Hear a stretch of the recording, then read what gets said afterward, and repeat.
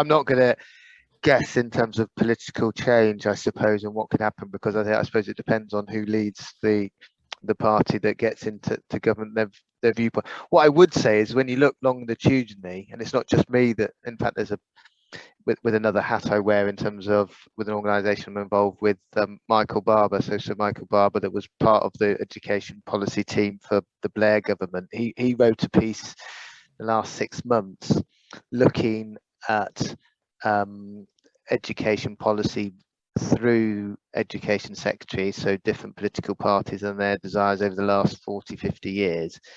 And actually, one of the conclusions somewhere out there is that there's more that joins us together and is consistent than divides us. And so there were lots of common themes there. And when you look at, so when you think about the sort of turbocharging the academies program, it's easy to sometimes forget that the Labour government were partway through introducing at the time of that election accredited school groups, which were very similar to Academy Trust, where there was groups of schools were going to be created where a strong school was going to lead a group, and the idea was there would be temporary support, but it would be a permanent move in due course. So it would look different, it would feel different for sure, but I'm not sure it would be a complete rollback.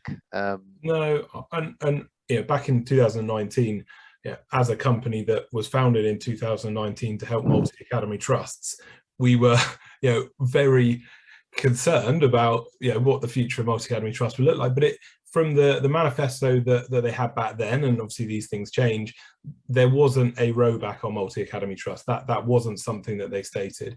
It was all around the accountability and the role that local authorities play in that piece. Who knows how that's evolved, but it feels, since there's not been anything that I've seen in terms of announcements around we don't want multi-academy trusts, but the theme of challenge and problem has been around kind of the unelected nature of the control of multi-academy trusts, but not necessarily a negative, we don't like multi-academy trusts.